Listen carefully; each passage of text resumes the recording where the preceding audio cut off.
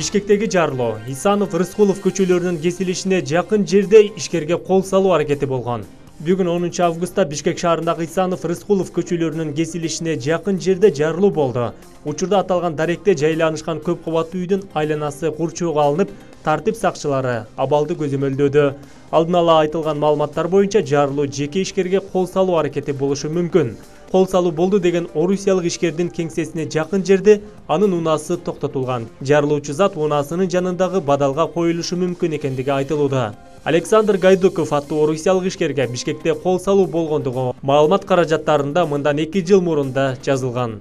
Күбөлөрдүн айтымында бүгүн да аты аталган ишкерге кол салуу болгон.